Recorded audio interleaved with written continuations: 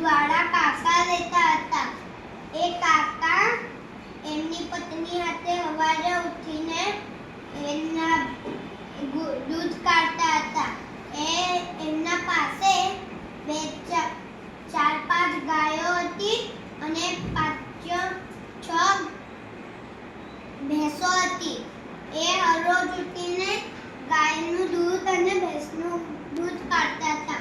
એમની સાફ સફાઈ કરતા હતા અને સવારે વહેલા ઉઠીને એક બરણીમાં દૂધ ભેગું કરીને એ સાયકલ પર બાંધીને લઈ જતા હતા શહેરમાં વેચવા માટે. તો શહેરમાં બધા લોકો દૂધ લેતા હતા. એક દિવસ પૈસા છેલ્લી તારીખે લેતા હતા. એક મહિનાની છેલ્લી તારીખે. એક દિવસ વિચાર્યું કે મેં વધારે પૈસા કમાવું. બીજા દિવસે એ સાયકલ જ્યારે જતા હતા દૂધ લઈને, એમને ત્યાંથી રોડ પરથી એક નદી આવતી હતી. એમાંથી દૂધમાં પાણી નાખી દીધું અને સાયકલ પર બાંધીને લઈ ગયા અને શહેરમાં વેચી લીધા. અને દૂધ છે જ્યારે પૈસા લેવાનો ટાઈમ આવ્યો ત્યારે વધારે પૈસા મળ્યા.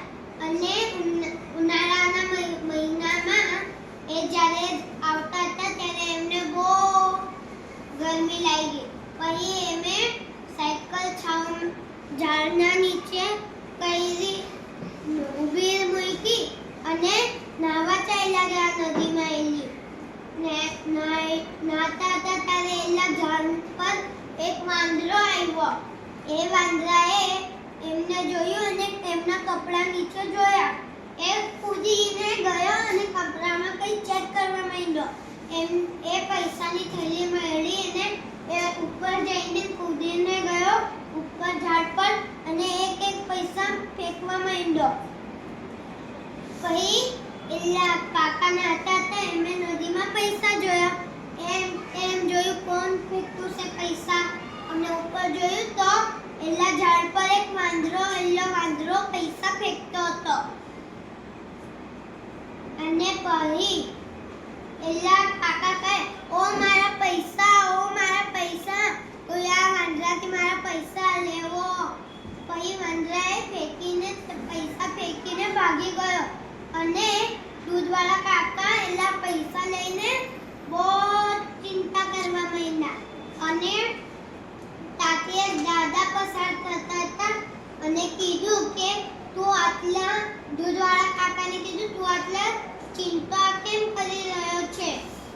પછી એલા કાકા કે મેં જે પૈસા કમાવેલા હતા એ પૈસા એક વાંદરાએ ફેંકી દીધા પાણીમાં. અને